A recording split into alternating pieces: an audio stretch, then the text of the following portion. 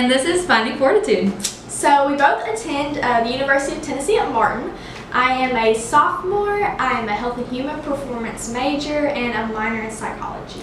And I am a senior. I'm a communications major with a minor in management. So we just kind of want to make this video to introduce us and what Finding Fortitude is. And so the reason we created this page was because we both realized we had a passion for sharing the gospel, and we wanted to take that beyond just on our campus. And so we discovered this passion at Collegiate Week, which is a Christian conference for college students. And we had the idea, we knew we wanted to do something more, so we said, why not a YouTube page? And Finding Fortitude is born. So the reason we chose Fortitude was because we knew we wanted to do something related to like courage and boldness, and those have been words that have been used a lot. And so we wanted to do something that was really special and unique to us. And so we chose the word fortitude, which is a synonym for courage and boldness. And so the definition of fortitude is strength of mind that enables a person to encounter danger or bear pain or adversity with courage. And I think it's very interesting because another question that people asked was, what is a word for emotional strength? And so the answer was fortitude. And fortitude refers to mental or emotional strength rather than physical or bodily strength.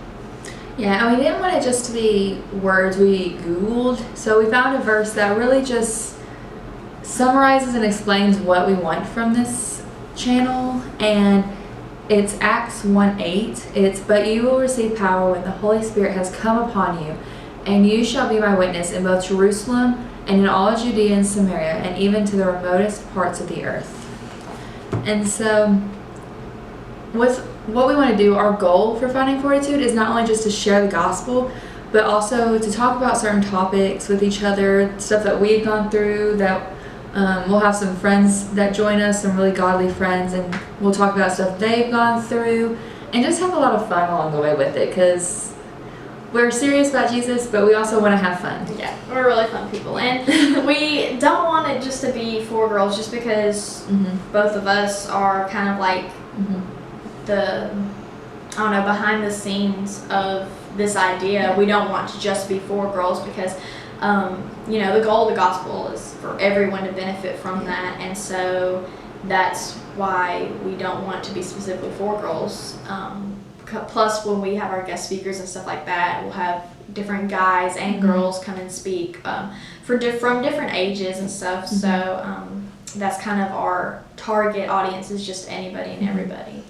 Yeah, and I felt this urge to share the gospel more in college. I mean, I grew up in church, but just going through college made me realize like a lot of people don't know who Jesus is, and I can be a part of introducing them to Jesus. And a verse that has stuck out with me a lot recently, more recent this year, is 1 Corinthians 1:17.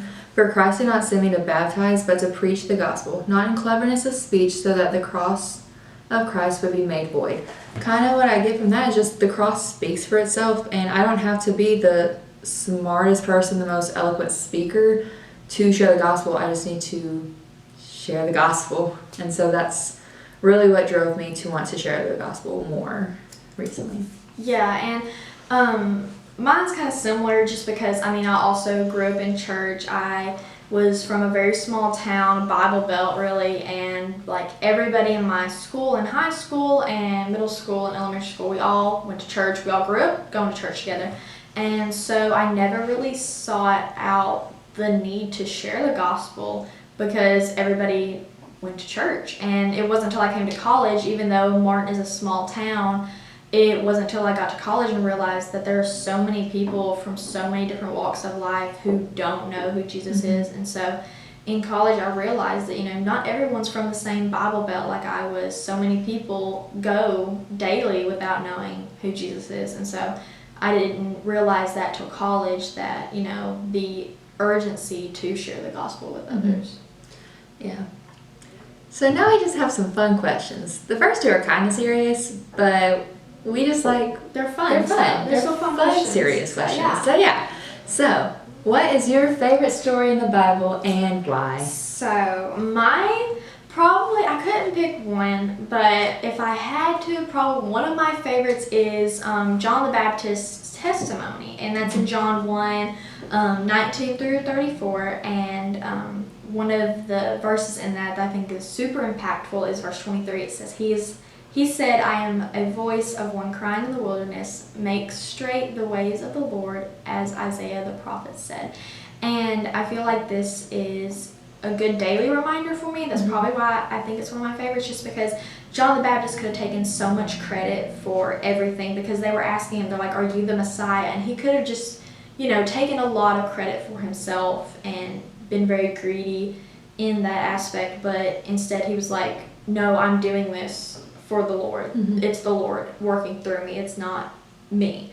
And I think that's very humbling, because a lot of times I feel like we take for granted, everything that we do on a daily basis, when it's really, God working through us. So that's probably my favorite story. Sweet. One of my favorites has always been the story of Stephen in Acts 7. I just love the fact that he was just so bold in following Jesus and and not letting people, how do I say this? Not letting people just bring him down for believing in Jesus. I mean, the man was being stoned and still proclaiming that Lord is Lord. And the fact that Jesus was standing beside God while Stephen was getting stoned, I just think that's amazing. Like, I want Jesus to stand for me for how much I follow him. Like, that's just so, I just can't wrap my head around how awesome that is. That's so crazy. So, yeah. So, the next question is, what is a deal breaker for you in a relationship? Oof. So, besides the obvious, I need a guy that loves Jesus. So, if you don't love Jesus, you're out. But, one for me, I gotta think, is that he doesn't support me. And what I mean by that is, like, he can say he supports me, but also will go behind me and say, like, oh, I don't think you should do this. I don't want you to do this for your future. Because I had somebody do that to me before, and I was really excited for what I wanted to do when I grew up, I guess. And he was like, well, actually, why don't you do this instead? And I was like, but I didn't want to. And so if he doesn't support me for what I want to do, he's out. Yeah, gotta go. Got to get gone.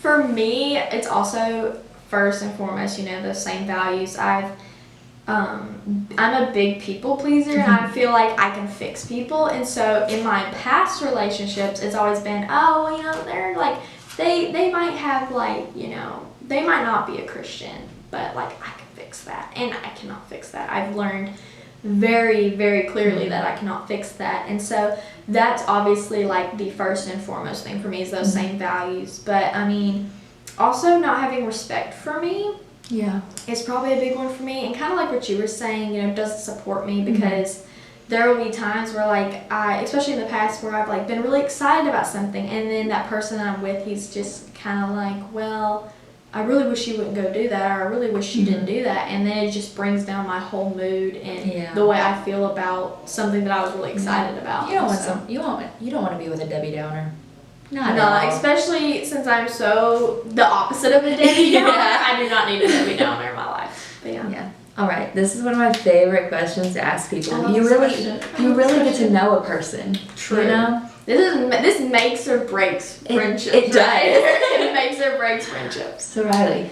Yes. If you could be any aisle in Walmart, what aisle would you be and why? What a lovely question.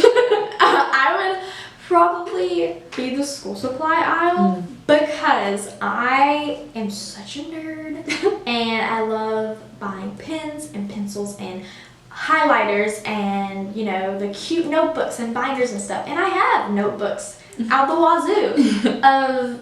They don't have anything in them. I literally just bought them because they're cute, and I'm like, you never know when you need a notebook, so I just get them anyway.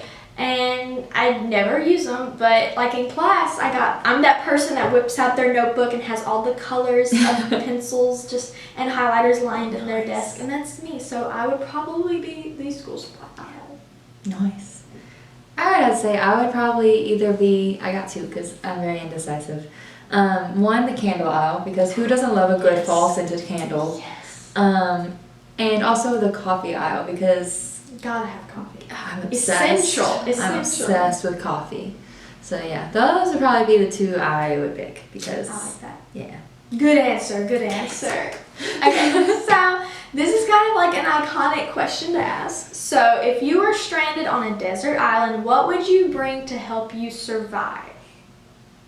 I would bring a machete just because you could chop down a tree, you could chop fruit up or whatever. Fruit ninja. Fruit ninja. If I'm getting attacked, I could just go chop, whack, whack. Yeah. Attack on the. Attack. Yeah. I would probably say machete, but I don't know. Like I was saying earlier, I think an axe might also. But I don't know. I mean, there's not really much of a difference, but probably just a weapon of some sort. Yeah, a sharp weapon. Yes. I'm just really looking forward to letting God use this platform just to bring others closer to Him and just being able to share our experiences and how Christ has impacted our lives and just being able to share that with everyone. Yeah, I'm excited to see what, God's going to do because, I mean, this is not for ourselves. This is for, sharing the gospel and that kind of thing. And so, yeah, I'm excited. Right. Bye, friends.